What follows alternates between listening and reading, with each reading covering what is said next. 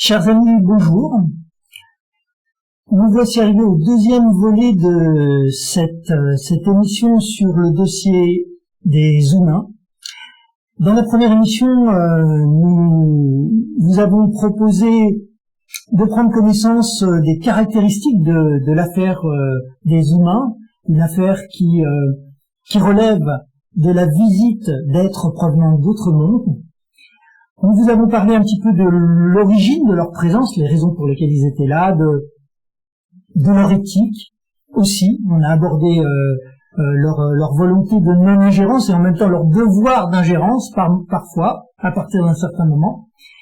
Et puis, nous avons parlé un petit peu des premiers jours de leur présence dans notre monde. C'était dans les années 50.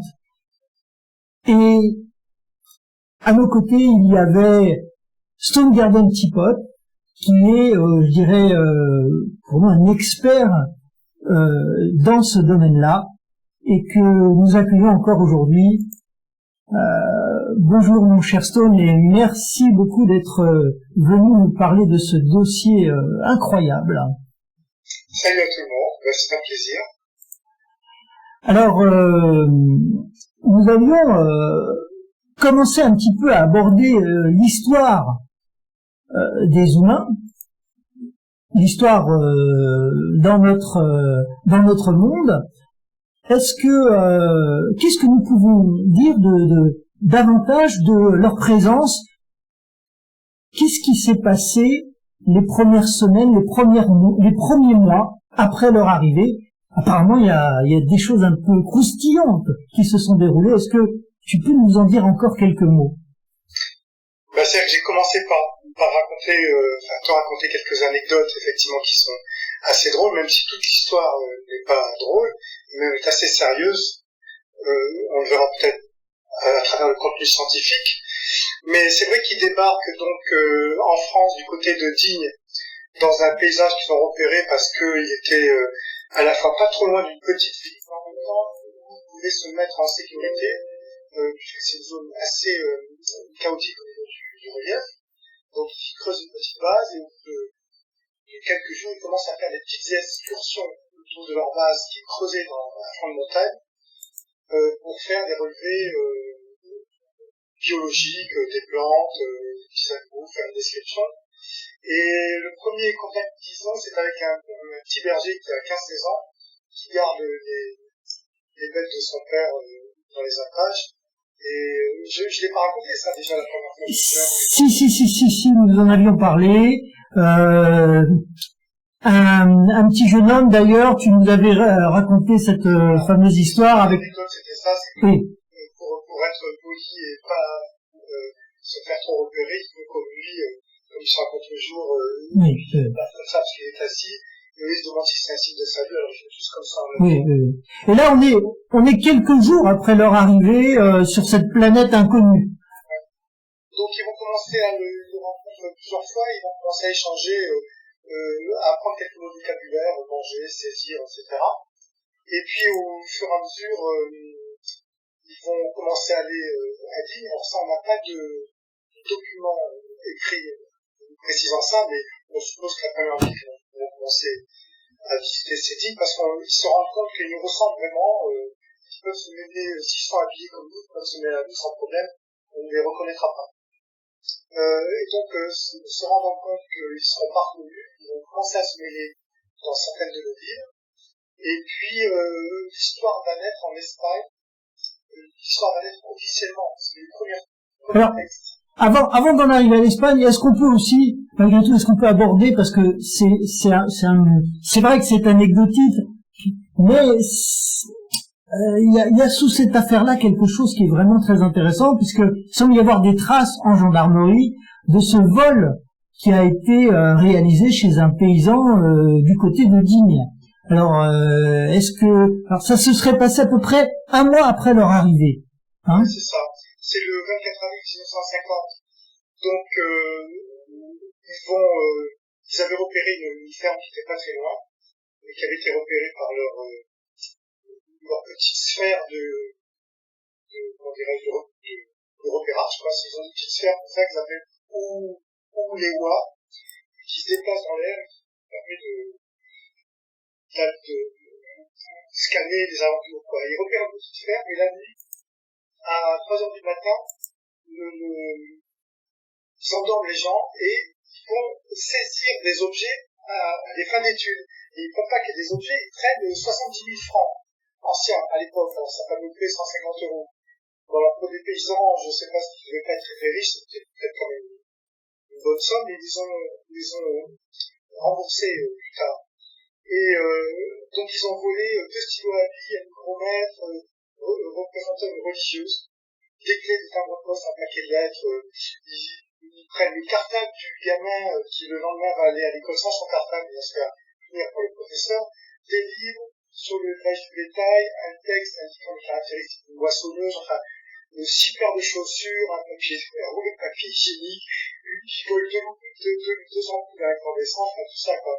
Et ils ramènent quelques pièces détachées du tracteur, des médicaments, enfin bon, ils ramènent tout ça, ils les cachent, ils cachent une partie loin de la ferme, parce qu'ils ne peuvent pas tout ramener dans la même nuit dans leur base, et puis ils reviennent plus tard et ils récupèrent tout ça à des fins d'analyse, et je crois que tout ça est maintenant fait partie du musée Oyaga de la Terre, où ils ont déposé ces éléments. Alors, par rapport à ce vol, j'imagine qu'on a dû retrouver des traces à la gendarmerie, parce que le paysan, évidemment, les agriculteurs, quand ils se sont réveillés et qu'ils voyaient autant de choses disparaître, je crois que tu n'as pas cité, il y avait bien un compteur d'électricité qui avait été pris. Un interrupteur électrique et le compteur électrique.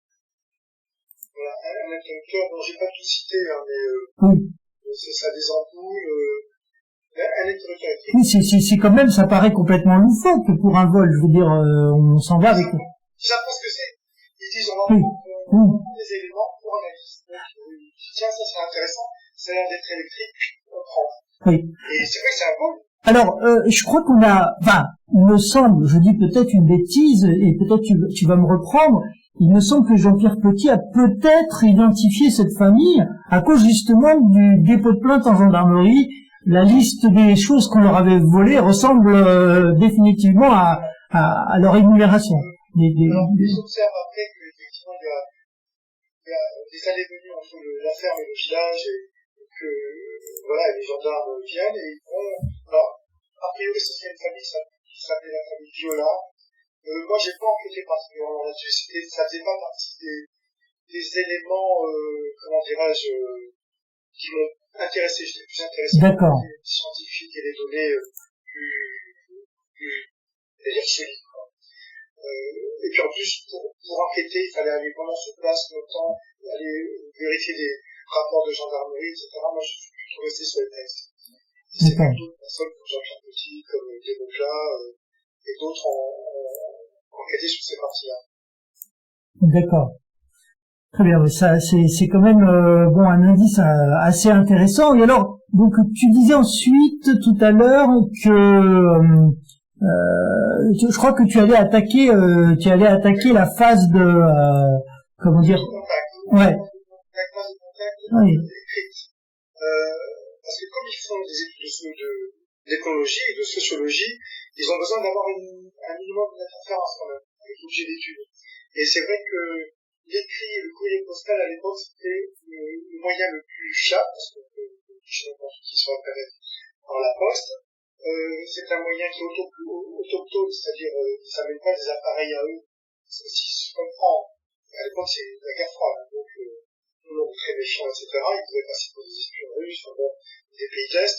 Donc ils utilisent le matériel disponible sur la Terre pour faire ces études. Et on va trouver une trace de ces premiers documents. Ils appellent ça des rapports, parce que c'est vrai que c'est des textes qui peuvent faire 10, 20, 30 pages. Des fois, il y a des rapports qui font 100 pages, qui sont envoyés en 4, 5, 6, 7 petites parties différentes. Et le premier destinataire, alors le premier destinataire connu, parce que on a des liens avec d'autres documents qui ont été envoyés depuis 1950, qui sont arrivés en 1950, mais on n'a pas de preuve formelle sur la date. Voilà. D'accord. Document identifié par l'enveloppe de timbre cachée de la Poste, c'est 1966. Et au départ, ils envoyaient leurs documents à des scientifiques. Parce que dedans, il y avait des contenus scientifiques. Mais c'est vrai que les scientifiques, ils ont souvent beaucoup de boulot, ils ont leur propre recherche. Et quand on commence un texte en disant, voilà, je résume, nous sommes des extraterrestres, nous allons trouver des indications sur ceci, sur cela, ben, les scientifiques, ils ont pris pas du temps, ils ont fait une blague de leurs étudiants et ils ont foutu ça à la poubelle, quoi. Donc, comme les Suisses se sont rendus compte que c'était pas la bonne stratégie, ils changent de stratégie.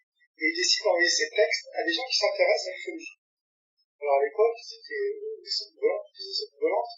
Et en Espagne, donc, ils repèrent un type qui s'appelle Fernando Sesma Manzano, qui est un fou de paranormal, d'ufologie. D'accord. Oui, permets-moi de t'interrompre, parce qu'on va très très très vite. En fait, mais si tu permets, je voudrais attirer ton attention sur quelque chose que tu as déjà vu de nombreuses fois. C'est que d'un côté, on a parlé la dernière fois de leur volonté de ne pas nuire, de leur volonté de ne pas ingérer dans les affaires de leur objet d'étude, à savoir notre société, notre civilisation. Puis de l'autre côté, soudain, les voilà en train de communiquer. Soudain, on est passé d'un retrait, d'une interdiction d'ingérence à presque un devoir d'ingérence. Non, le devoir d'ingérence, il n'est pas le devoir d'ingérence. Ils le disent plus tard dans une lettre, c'est une ingérence vraiment sérieuse, qui débarque et prennent mettre sous tutelle, c'est si on avait, si d'après leurs calculs, on était proche de l'autodestruction à 90% de la biosphère, ce qui, à l'époque où ils débarquent, en pleine guerre froide, il y avait quand même cette peur de l'holocausme nucléaire. Donc c'est ça l'ingérence. Par contre, eux, communiquer avec un petit groupe, parce qu'il y avait quoi? Il y avait peut-être 100 personnes. Quand même. En Espagne. Oui. Même pas. Et au départ, les humains disaient en faisant vanilla à une condition, ça, vous ne diffusez pas. Vous restez entre vous, vous en discutez, donc, ils avaient une cohorte de statistiques qui était assez représentative de ce que pouvait être l'humanité, et ils étudiaient les réactions des gens à qui ils envoyaient ces documents. Est-ce que les gens vérifient par rapport aux connaissances qu'on avait à l'époque, ou est-ce qu'ils sont crédules, comment les rapports entre les gens s'établissent, entre les incrédules et les crédules. Bon, tout ça, c'est de la sociologie, quoi. D'accord. C'est comme quand on fait des sondages dans le sous-sol, on envoie des vibrations, on fait des explosions et on étudie les répercussions. Tu vois ce que je veux dire? Donc là, c'est un peu pareil. On va avoir un petit truc perturbateur, en sachant que on a confiné ça à un petit groupe, en leur disant, si vous en parlez, on arrêtera les communications, et on étudie les retours, pour pouvoir paramétrer nos mentalités, nos us, nos coutumes, etc., etc. Et ils se rendent compte très vite que il leur suffirait pas grand chose pour que de toute façon, si ils se rendent compte de ça, oui, assez rapidement, au bout de 3-4 ans, que même si les Espagnols, donc, parce que les lettres ont été envoyées en Espagne au début, révéler tout ça, ils seraient pas cru. Et ils disent, votre réseau social amortirait l'effet de choc assez rapidement, vous ne seriez pas cru. Alors, à condition, effectivement, que ça reste encore gérable. Donc, ils ont une certaine marge de sécurité. Oui. Et donc, ce CESMA, c'est vrai que c'est un gentil illuminé quand même, hein, parce que des témoins m'ont dit, ils se baladaient dans un grand parc qui est dans le centre de Madrid, et puis ils dessinaient des signes cabalistiques au sol, et ils rendraient les mains vers le ciel parce qu'ils pensaient communiquer par télépathie avec des extraterrestres. Et au départ, les humains ne le connaissaient même pas. Mais ce type-là, il a créé une association qui s'appelle les amis, oui, les amis de l'espace. Oui, les amis des visiteurs de l'espace, c'est ça, je crois. Les amis des visiteurs de l'espace, oui. Qui le réunit tous les mercredis dans un sous-sol d'un café à Madrid, et sur un mur de ce sous-sol, il y a une grande fresque avec une baleine qui sourit. Ça s'appelle les réunions de la baleine joyeuse. Et donc, à ce moment-là, mélange un peu tout, les tapis toujours, les ectoplasmes, les soucoupes volantes, les religions, comment dirais-je, indiennes, etc. Et, à un moment donné, il commence à recevoir des appels téléphoniques et des lettres d'un personnage qui se fait appeler Sayano, qui prétend. Alors, le nom Sayano est dit c'est le nom symbolique que je donne à mon ethnie extraterrestre, et je vous demande de lire ces textes. Alors, il est pas content. donc, juste parce qu'on va très vite, si j'ai bien compris, en fait, là, tu es bien en train de nous parler d'un monsieur qui s'appelle Monsieur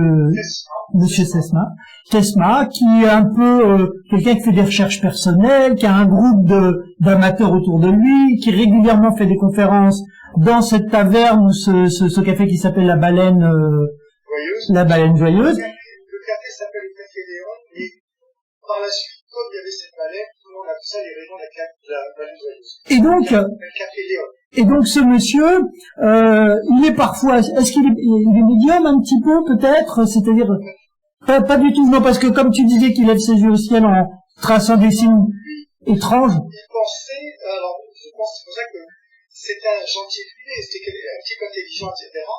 Mais il était relativement crédule par rapport à ces choses. Oui. Et comme c'était un passionné, ben bon, voilà.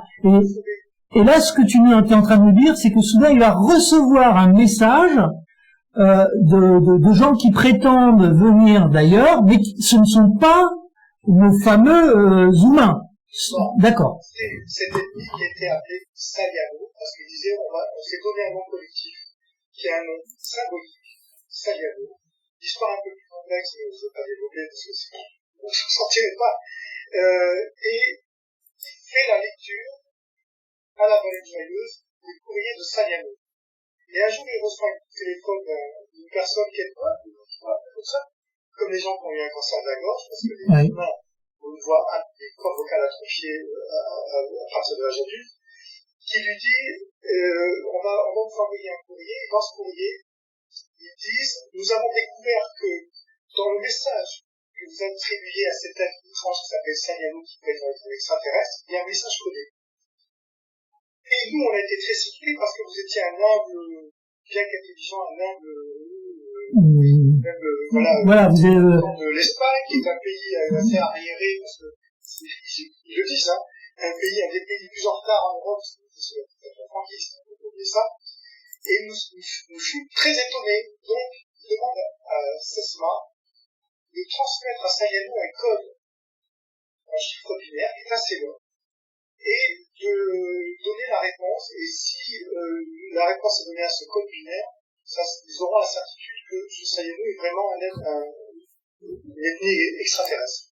Donc, en fait, les humains, entre guillemets, ont repéré quelque chose entre les mains de ce fameux Cessna, quelque chose que lui n'est pas à même de comprendre, mais que eux ont bien réussi à percer entre les lignes. Mais s'ils ont réussi à repérer ça, c'est parce que les données qui ont été offertes par Saliano, entre guillemets, Cessna les répandait comme ça à l'occasion de ces réunions. Au départ, il les lisait simplement dans son groupe à la Baleine Joyeuse. Oui. Et je pense qu'à partir de ce moment-là, effectivement, les humains avaient changé de stratégie. Ils essaient de repérer des gens qui s'intéressaient aux ondes volantes. D'accord, ouais. Et donc, ils ne les connaissaient pas, mais moi je sais que Cessna, il va finir par devenir assez connu à l'époque. J'ai un ami qui est maintenant très calé à l'espagnol dans le dossier humain et qui me racontait qu'à l'époque, il avait 16 ans, lui.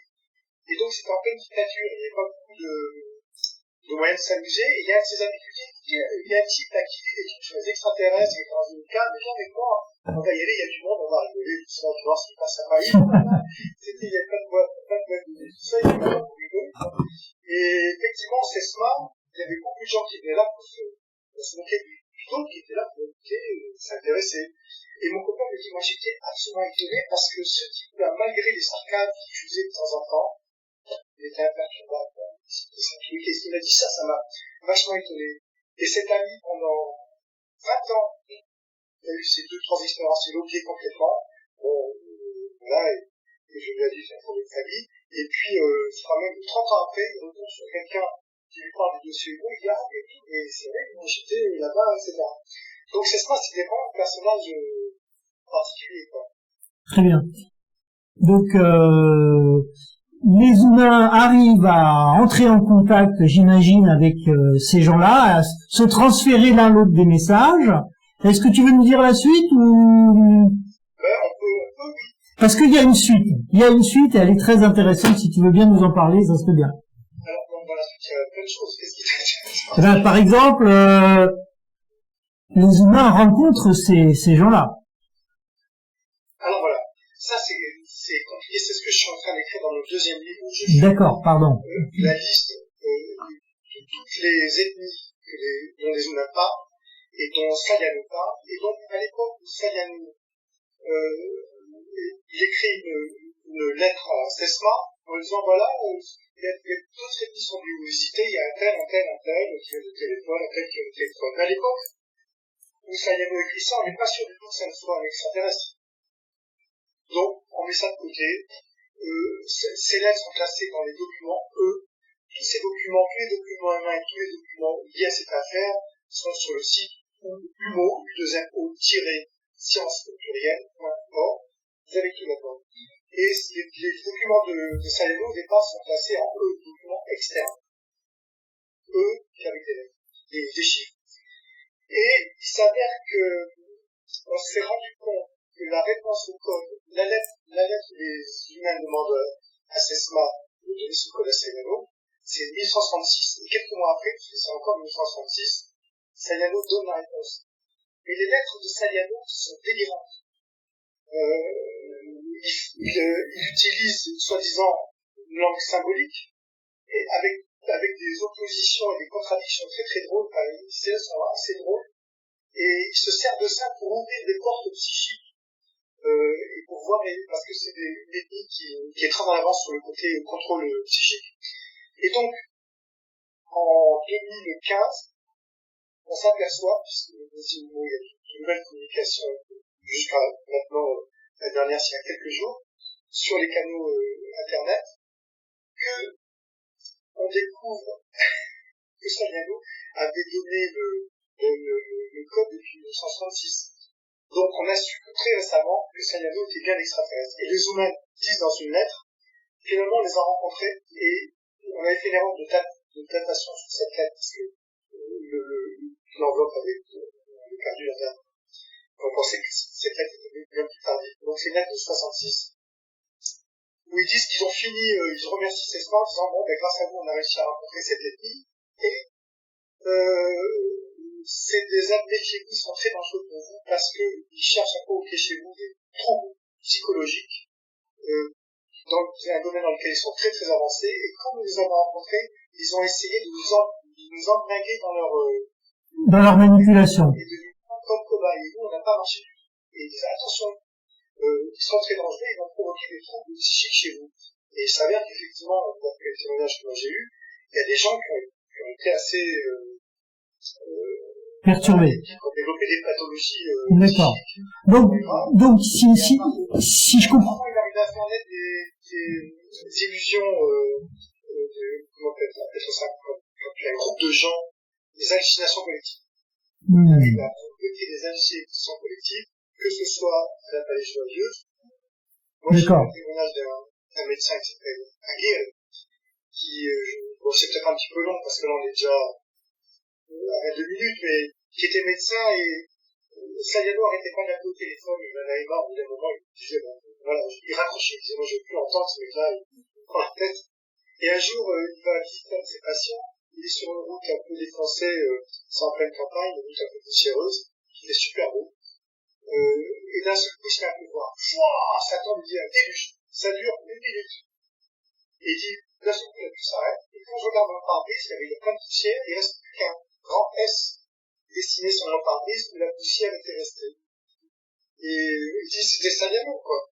Donc il y a des trucs comme ça. Alors ça, c'est des témoignages. Je connais la personne, c'est une personne saine d'esprit, mais Voilà. Oui. Alors donc Saliano s'occupait pas seulement de Monsieur Sesma, il s'occupait aussi des gens qui venaient, quoi. Et en fait, c'était probablement un groupe de chercheurs d'une autre civilisation, mais qui essayaient qui faisaient des thèses sur le développement psychique, visiblement. Eux, leur gros sujet d'étude, et c'est ce qu'ils racontent, c'est curieux, je n'ai pas le temps de développer, mais ils disent que nous, comme les uniques, notre cerveau il est alimenté par des flux électriques binaires, 0 1, comme un code 0 et 1. Et lui, il décode ça. Par exemple, on sait très bien que quand une image se forme sur notre rétine, c'est pas l'image qui passe par notre nerf optique et qui va au cerveau, c'est des impulsions électriques. Oui ou non, 0 ou 1. Donc, le message est complètement transformé et notre cerveau décode ça. Et il dit, nous, notre fonction, vous avez une fonction binaire, et nous, notre fonction, c'est une fonction continue. Et donc, en gros, vous ne pouvez pas comprendre la façon dont nous on pense. Et un peu plus tard, Saliano m'a écrit une lettre en disant, alors je paraphrase, je résume, je vais revenir au texte, les humains nous accusent de vouloir d'être dangereux pour vous, mais pas du tout, on n'est pas dangereux, nous, effectivement, on essaie de ne pas vous faire du mal, donc on a été vraiment meurtri que les humains disent ça, etc. Oui. D'accord. Oui, oui. Bon, c'est étonnant, évidemment. C'est une histoire un peu, c'est rocambolesque. C'est rocambolesque. Alors c'est pour ça que dans ces documents, il y a des anecdotes comme ça qui peuvent passer pour la bonne science-fiction, on va dire. Mais ce qui fait que ce dossier est particulier, c'est vraiment les contenus scientifiques qui fait que d'un seul coup, et je sais pas si on a le temps d'en parler là, sur les 3 copies que j'ai mis pour résumer ça dans mon livre pour l'avertissement. Tu veux aborder le côté scientifique. Disons que ça montre tout de suite qu'on n'est pas simplement dans une affaire archéologique où il y a des témoignages plus ou moins vagues, plus ou moins recoupés avec des gens plus ou moins crédibles, mais que c'est vraiment des données qui étaient dans les lettres de 66 qui étaient absolument inconnues. D'accord. Donc tu veux qu'on montre C'est le premier croquis. Oui. Et je vais essayer d'expliquer ce que ça veut dire. Voilà. Donc dans une lettre de 66, les humains vont donner dans un petit paragraphe, et moi quand j'ai lu ça, je suis passé complètement à côté, et quelqu'un comme Sesma passé complètement à côté parce que c'est tellement condensé au niveau du sens que si tu as pas une formation en physique, c'est pas intéressant. Donc à l'époque, notre conception cosmologique c'était ça. On voyait que de quelques côtés qu'on observe l'espace, les étoiles s'éloignaient. C'est l'expansion de l'univers.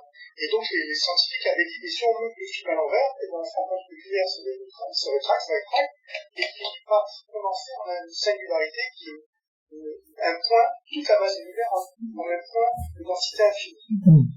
Bon, ça c'est quand on monte c'est l'histoire du Big Bang, en fait. Dans le bon sens.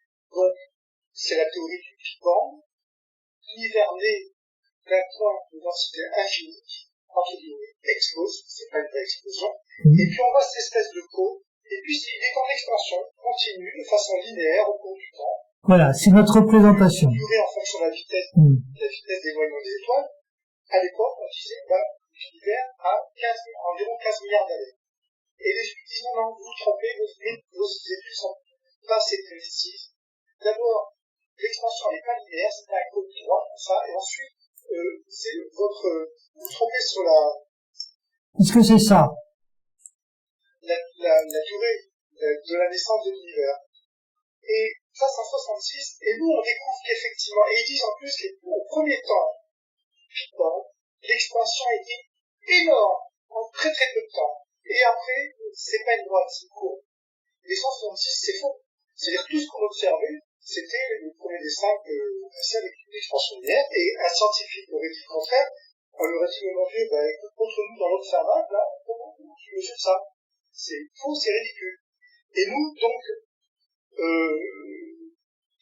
vers 79, donc pratiquement 66, 79, 16 ans, 15 ans après, il y a des problèmes dans la théorie, et on s'en rend compte qu'effectivement, pour pallier ce problème, il faut ajouter une grosse rustine qu'on a appelée l'inflation cosmique. D'accord, donc ça, très bien. L'inflation elliptique, effectivement. l'univers a augmenté de taille de 10 puissance 30, 10 puissance, excuse-moi, je vais le retrouver, 10 puissance moins 32. J'ai plus le chiffre, c'est-à-dire 10 puissance moins 32, l'inflation. Oui, l'inflation, la taille de l'univers a augmenté par 1 milliard de fois en 10 puissance moins 32 secondes. C'est-à-dire c'est Ah, d'accord. 32 zéros une seconde. Donc en fraction infinie, et après, c'est ce qu'on voit dans la première partie un peu ça, l'univers a continué son expansion, mais pas en une droite. D'accord? D'accord. On a des instruments plus performants qui nous font découvrir que, donc 15 ans après, la théorie qu'on avait avant en 66, elle est plus bonne. Ben oui, en 66, on avait ça. Voilà. Ça, on pensait ça en 66, et en 15 ans plus tard, on se rend compte que c'est faux. 15 ans plus tard, on pense comme ça. Voilà. Et les chimiques, c'est ce qu'ils disent en 66. Ça. Et c'est pas tout. Parce que, après, ils disent aussi que, finalement, l'expansion de l'univers correspond à une fonction périodiquement sinusoïdale. Et donc, c'est le phase d'après. Oui. Voilà. Et ça, c'est un truc qui a été récompensé par un prix Nobel en 2011. D'accord.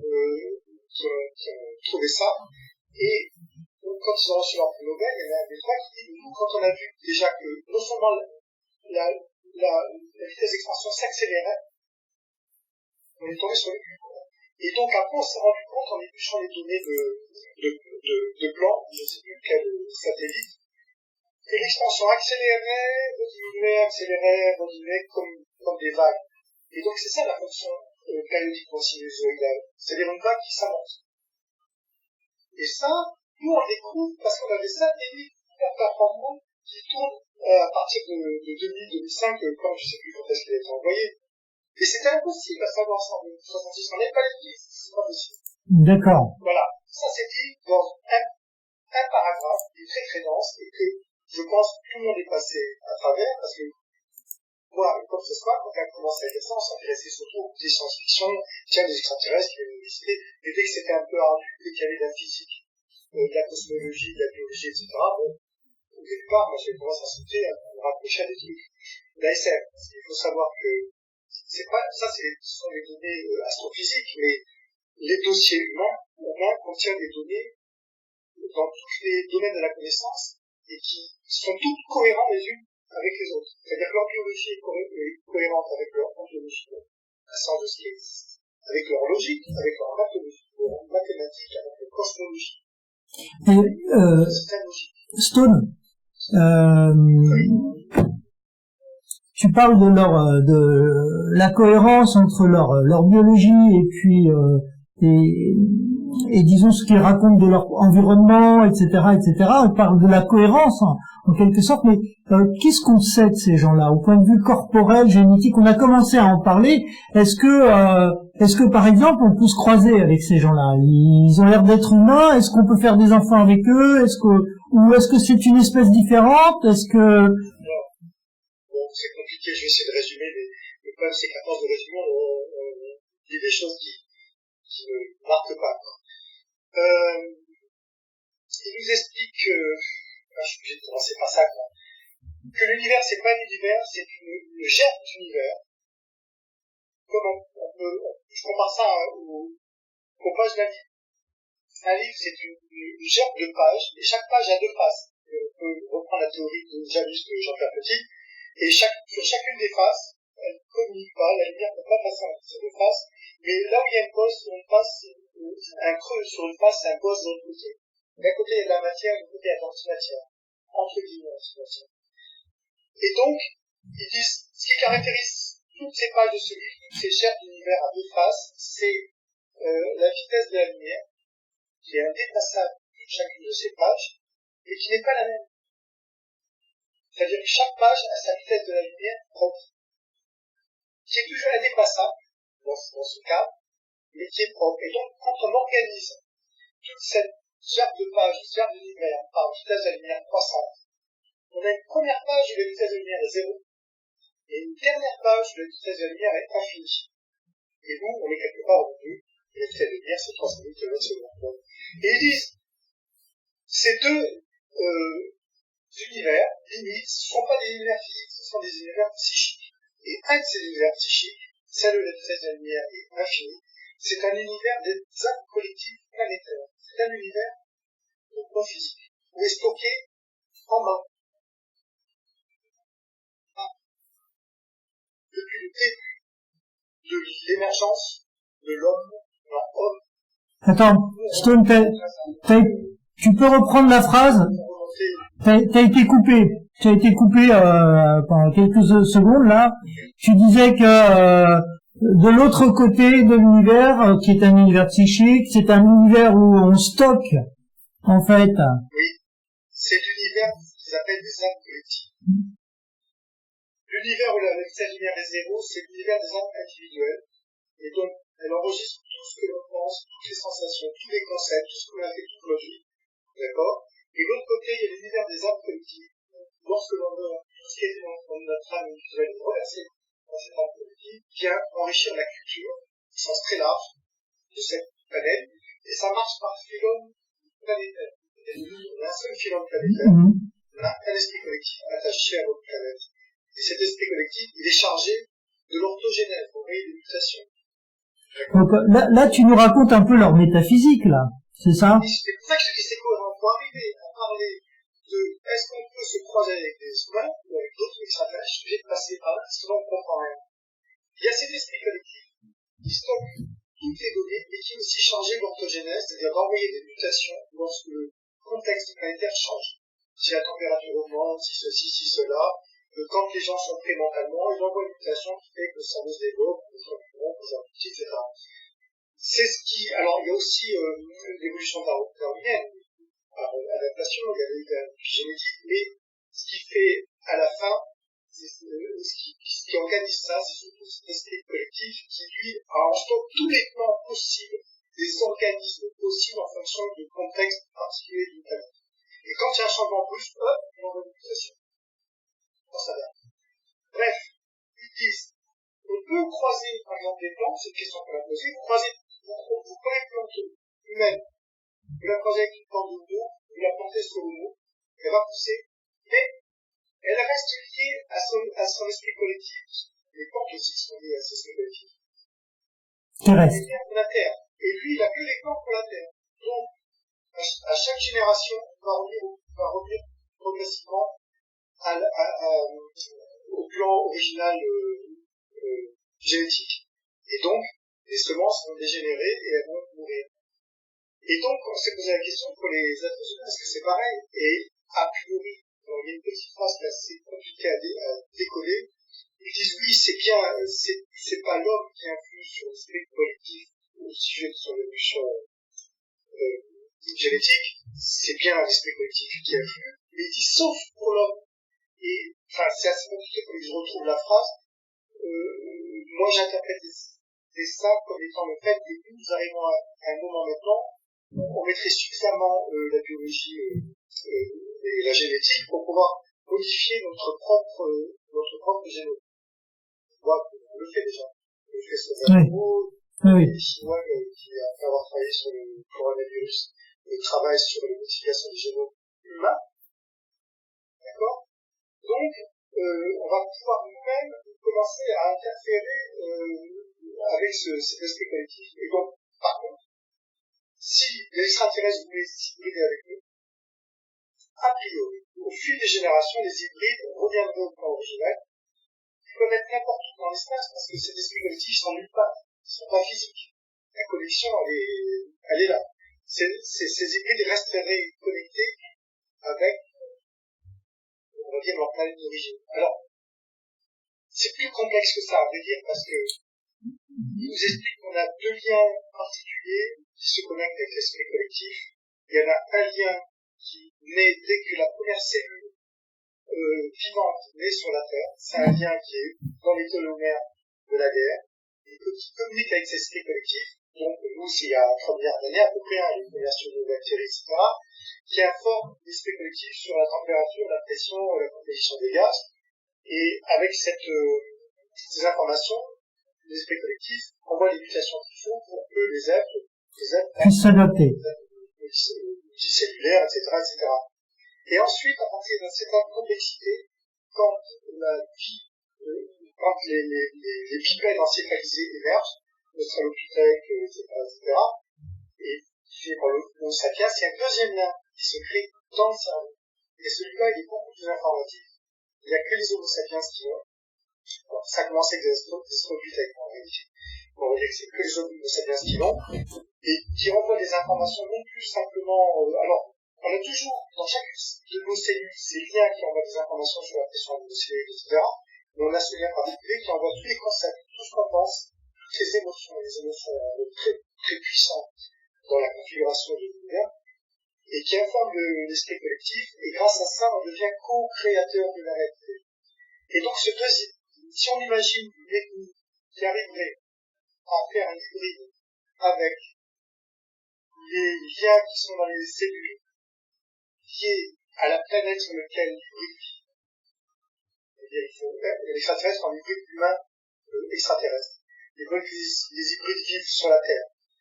Ils font en sorte que le lien qui est dans les cellules communique avec notre esprit collectif. Mais ils font en sorte que celui qui est dans leur cerveau reste en communication avec leur esprit collectif.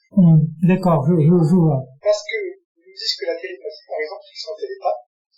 Alors c'est pas de la télépathie, je lis dans ton esprit, je n'explique pas, c'est pas ça. Ils peuvent envoyer des messages télépathiques à des gens qu'ils connaissent.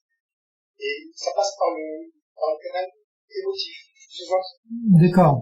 Oui, parce que j'avais effectivement noté une petite contradiction entre le fait qu'ils pouvaient être télépathes et puis d'un côté, puis de l'autre côté, ils savent pas reconnaître bonjour ou quoi que ce soit avec le petit garçon.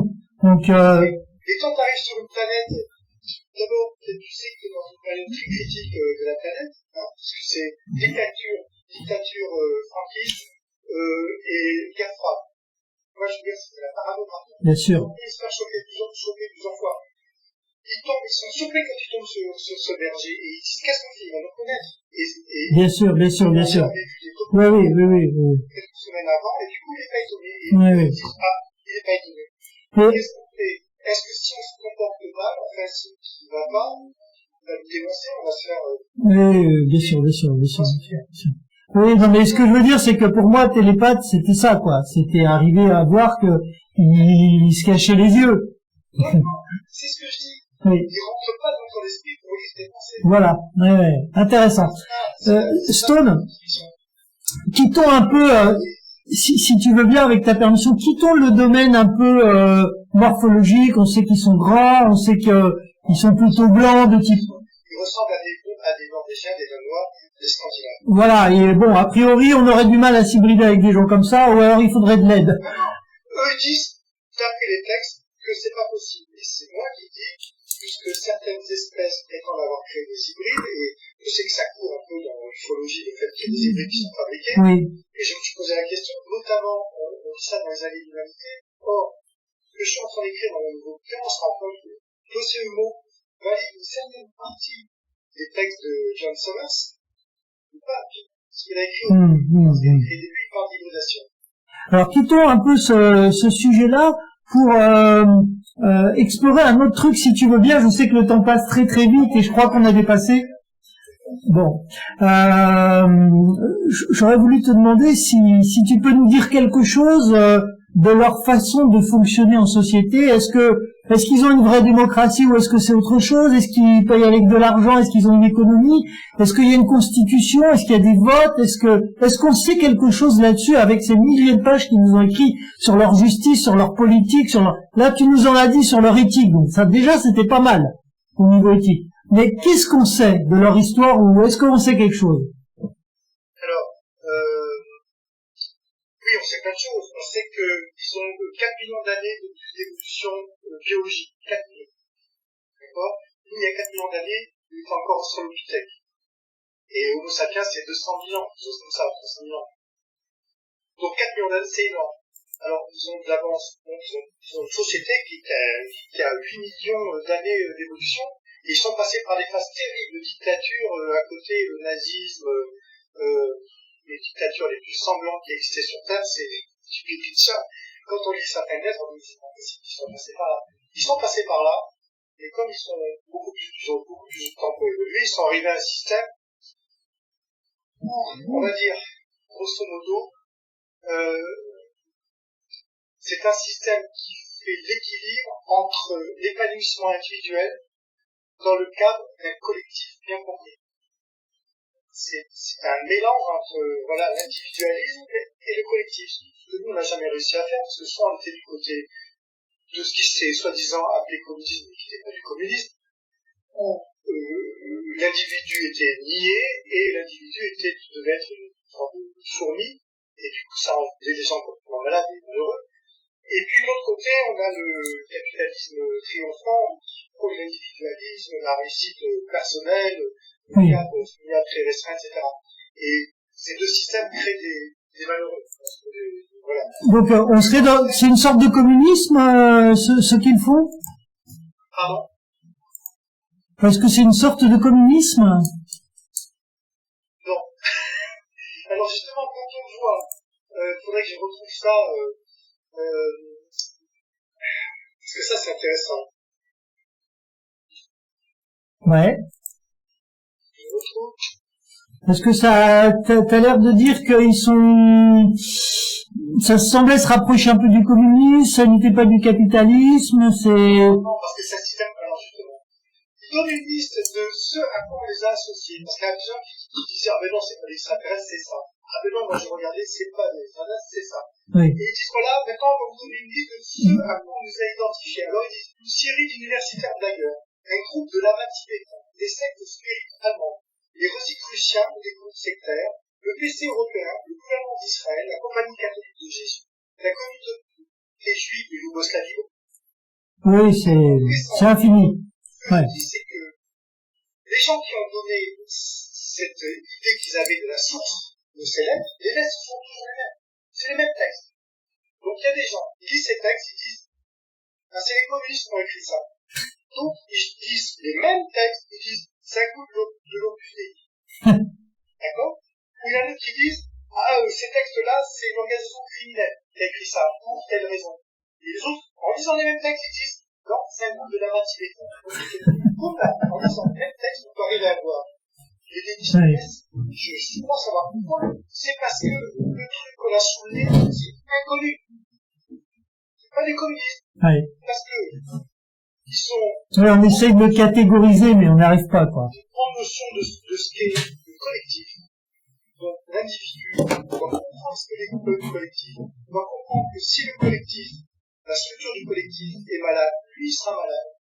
Et le collectif doit comprendre que si l'individu n'est pas heureux, le collectif sera malade. Donc, c'est ni le communisme, ni l'individualisme, c'est un mélange de deux.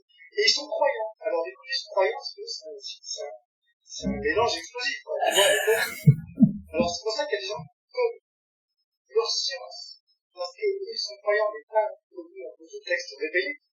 Eux, ils sont croyants parce que leur science leur dit qu'il existe ces univers psychiques, ces univers psychiques. Alors, ils ont donné le mot âme, parce qu'ils disent, bon, nous, notre mot, c'est pas âme, mais on ne voit rien de plus approchant de votre regard, on va dire, ils appellent ça Oahu-Piaï pour la collective et Oawa pour l'individuel. Et leur vocable écrit quelque chose de bien plus complexe. Donc là, c'est pour ça que quand ils parlent d'âme, les mecs disent, ça y est, c'est encore des durées, etc. Donc, c'est un coup de QDI, ils ont les connaissances scientifiques, donc ils essaient voilà. Et puis d'autres qui disent, mais non, regarde, ils vivent comme les communistes, ils font le grand sens du collectif, bon. C'est un truc, leur système social est inconnu. C'est inconnu. Est-ce qu'on sait quelque chose de, je sais pas moi, de leur justice Alors, ils ont très peu de lois. Je crois, alors je vais dire ça de mémoire, mais c'est quelque chose comme ça. Ils ont 12 lois fondamentales. Et à l'intérieur de ces 12 lois fondamentales, ils ont 10 ou 12 lois subalternes. C'est tout. Ils n'ont pas un code civil qui fait 2000 pages, mais ils ont quand même une compréhension, on va dire, spirituelle, collective, on dirait. Alors, toutes leurs lois sont basées sur leur appréhension de quel est le rôle de l'être humain dans l'univers. Et cette appréhension de quel est le rôle de l'être humain dans l'univers, c'est un peu ce que reprend Théard de Chardin dans son œuvre principal qui est la place de l'homme dans la nature. Donc, pour eux, l'être humain est co-créateur de la réalité et ils disent vous pouvez étudier toutes les sciences tant que vous voulez. À chaque fois que vous faites un progrès en science, le fait de penser l'univers, vous le modifiez. Alors, on ne le modifie pas, on ne va pas faire exploser une galaxie, mais en masse, sur les milliards d'êtres humains, plus les milliards d'autres ethnies qui participent, vous influez sur le devenir de l'univers. Et donc, ce rôle, il est transcendant. Ce rôle, c'est l'être humain, c'est-à-dire l'encéphale, porté par un corps, avec les fameux liens dans chacune de cellules et le lien dans le cerveau, qui a un rôle transcendant. Et nous, on le sait par notre science. Et tout ça, c'est lié au principe générateur, au pôle informationnel universel. Alors, certains, voilà, les yeux, d'autres, Ahura Mazda, d'autres John, industrial, comme vous voulez, Tatis. Voilà. Donc, c'est pour ça qu'ils sont croyants, et c'est une croyance qui est basée sur leur étude scientifique. Stone, on va te remercier infiniment pour ton intervention. Oui, et puis rappeler aussi que Stone Garden Teapot est aussi auteur du livre Homo, l'avertissement. Et puis, si je me rappelle bien, Stone, tu prépares un autre ouvrage qui sortira probablement cet automne et qui s'appelle Quetzalcoatl. Alors, ça s'appelle Homo, l'effet Quetzalcoatl. D'accord. Alors, moi, je prononce Quetzalcoatl, mais c'est la même chose. Oui, alors Quetzalcoatl, c'est du Nahuatl, donc c'est une langue amérindienne, Maya, etc., qui sont les Mayas. Je connais pas la prononciation de ça, je le prononce à la française. D'accord. Juste pour montrer le livre de Stone, et puis à côté, vous noterez, si vous avez le temps de faire une petite pause, vous noterez quelques petites informations concernant le dossier Homo. La prochaine émission que nous allons faire portera probablement sur les sciences, on ira encore un peu plus loin sur les sciences des humains. Stone a commencé à un petit peu ouvrir la porte aujourd'hui. Voyons voir si on peut faire quelque chose d'intéressant dans ce domaine-là. En tout cas, vas-y. Moi, je sais juste quelque chose, c'est oui. Le premier livre, un avertissement que nous ont envoyé les humains en 2015, et cet avertissement qui paraissait un peu débile est en train de se réaliser en ce moment. Mais on y arrivera dans dans un autre épisode. C'est expliqué dans ce livre. Oui. Et si vous voulez comprendre ce qui se passe actuellement, ce serait bien de le lire. Merci beaucoup, Stone. Merci à tout le monde. Et puis, on se dit à bientôt pour un prochain épisode, peut-être la semaine prochaine. Ce serait pas mal, hein? Ouais, d'accord. Gros bisous tout le monde et reposez-vous bien, écoutez l'émission, ça vaut vraiment le coup de s'informer sur le sujet. Et à bientôt.